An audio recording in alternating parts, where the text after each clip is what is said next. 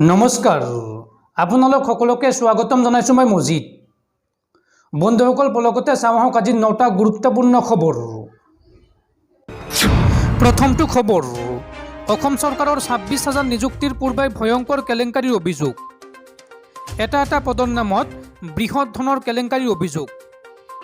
প্ৰতিটো পদৰ বিপৰীতে 3 পৰা 8 লাখ টকালৈকে দাম উঠাৰ অভিযোগ উত্থাপন হৈছে।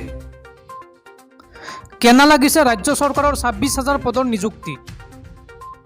প্ৰতিটো পদৰ বাবে দাম উঠিছে 3 পৰা 8 লাখলৈ। এজন যুৱকৰ টুইটক লৈ চাঞ্চল্য। যুৱকজনে দাবী কৰা অনুযায়ী তেওঁৰ হাতত মজুত আছে সমস্ত তথ্য। এই সমগ্ৰ চক্ৰটোত এগৰাকী প্ৰাক্তন বিধায়ক জড়িত থকাৰ অভিযোগ উত্থাপন হৈছে।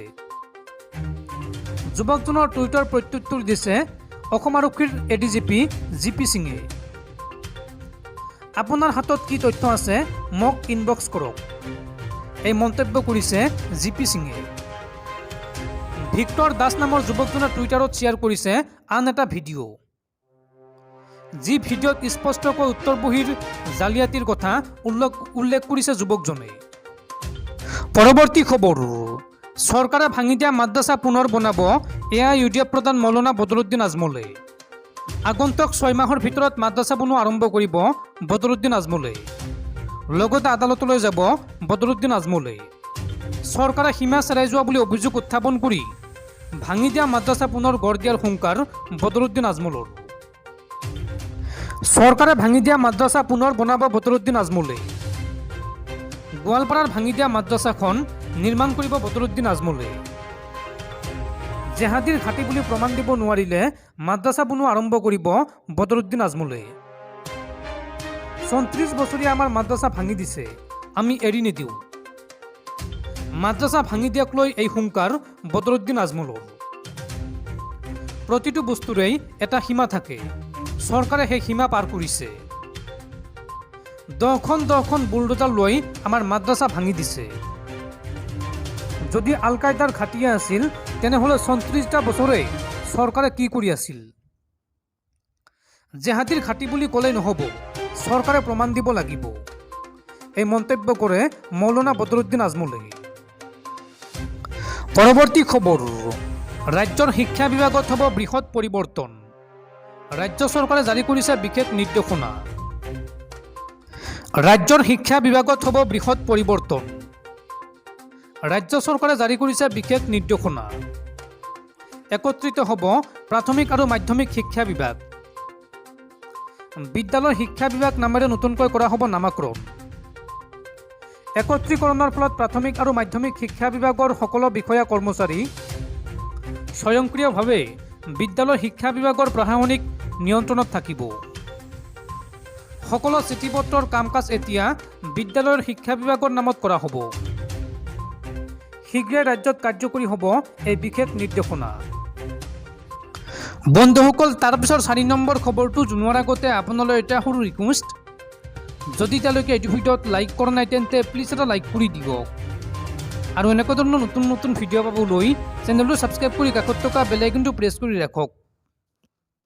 পৰৱৰ্তী খবৰ, মন্ত্ৰী পীযুষ হাজৰিকাৰ নিৰ্দেশত জলসম্পদ বিভাগৰ অভিযন্তাসহ 6 গৰাকী বিষয়া কৰ্মচাৰীক নিলম্বন। জলসম্পদ বিভাগৰ 6 বিষয়া কৰ্মচাৰীক নিলম্বন। মন্ত্ৰী পীযুষ হাজৰিকাৰ নিৰ্দেশত জলসম্পদ বিভাগৰ 6 গৰাকী বিষয়া কৰ্মচাৰীক নিলম্বন কৰা হৈছে। ডিমৰ জলসম্পদ বিভাগৰ ডিমৌ উপসংমণ্ডলৰ অভিযন্তাসহ 6 গৰাকী বিষয়া কৰ্মচাৰীক নিলম্বন কৰা হৈছে। নিলম্বিত কৰা হৈছে সহকাৰী কাৰ্যবাহী অভিযন্তা দীনেশ বুঢ়াগোহাঁইক। শিৱসাগৰ সংমণ্ডলৰ কনিষ্ঠ অভিযন্তা তৰুণ সোণোৱালকো নিলম্বন কৰা হৈছে চাকৰিৰ পৰা। লগতে শাখা সহায়ক ধ্ৰুৱজ্যোতি চেতিয়া, খালাচী অতুল গগৈ আৰু মানিক কৌৰক নিলম্বন কৰা হৈছে। ডিমৰ লাইব্ৰত মথাউৰি মেৰামতি কৰাৰ কামত দুৰ্নীতি সংঘটিত কৰাৰ অভিযোগ উত্থাপন হৈছে এই বিষয়া কৰ্মচাৰী কেইজনৰ বিৰুদ্ধে। বালিৰ বেগৰ ভিতৰত খালী বেগ ভৰোৱাৰ অভিযোগ এই 6 গৰাকী বিষয়া কৰ্মচাৰীৰ বিৰুদ্ধে। লগতে বিষয়া কৰ্মচাৰীৰ বিৰুদ্ধে আছে কামত গাফিলতি আৰু অৱহেলাৰ অভিযোগ। পৰৱৰ্তী খবৰ, 35 বছৰলৈ লিজত দিয়া হ'ব ৰেলৱেৰ মাটি। কেন্দ্ৰীয় চৰকাৰৰ কেবিনেটৰ গুৰুত্বপূৰ্ণ সিদ্ধান্ত।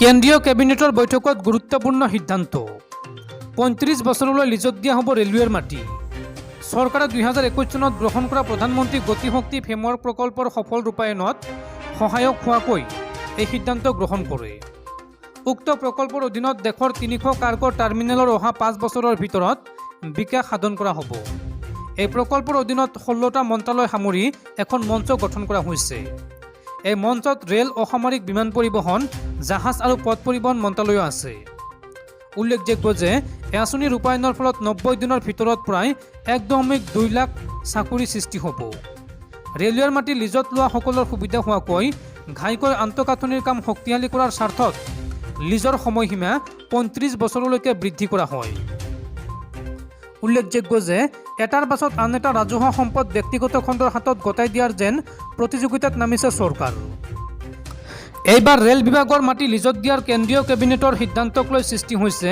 তীব্ৰ প্ৰতিক্ৰিয়াৰ পৰৱৰ্তী খবৰ গুৱাহাটী মেডিকেল কলেজ হাস্পতাললৈ যাওঁতে সাৱধান হওক কিয়নো GMCHত ওলাইছে মুন্নাভাই MBBS ৰোগীৰ চিকিৎসা কৰি থাকোঁতে ধৰা পৰিল ভুৱা চিকিৎসক গুৱাহাটী চিকিৎসা মহাবিদ্যালয় হাস্পতালত আটক হৈছে এগৰাকী ভুৱা চিকিৎসক প্ৰণৱজ্যোতি দাস নামৰ এজনে সাৰ্জিকেল বিভাগত চিকিৎসা কৰি থাকোঁতেই ধৰিলে ৰোগীৰ আত্মীয়ই পৰৱৰ্তী সময়ত লগজনক আৰক্ষীৰ হাতত গতাই দিয়ে GMCH কৰ্তৃপক্ষই ভুৱা পৰিচয় পত্ৰ বনাই লৈ চিকিৎসা কৰিবলৈ আহিছিল ধৃত প্ৰণৱজ্যোতি দাসে মাজে মাজে GMCHলৈ অহাৰ কথা স্বীকাৰ ভুৱা চিকিৎসকজনৰ মাজে মাজে এমছলৈ যোৱাৰ কথা স্বীকাৰ কৰে ধৃত লোকজনে নিজকে নিউৰ' চাৰ্জন বুলি চিনাকি দিছিল ভুৱা চিকিৎসকজনে পৰৱৰ্তী খবৰ অসম চৰকাৰৰ ২৬,০০০ নিযুক্তিৰ নামত আৰম্ভ হৈছে নেকি টকাৰ লেনদেন ভিক্টৰ দাস নামৰ এগৰাকী যুৱকৰ টুইটৰ পিছতেই হাহাকাৰ লাগিছে অসম আৰক্ষী আৰু চৰকাৰৰ মাজত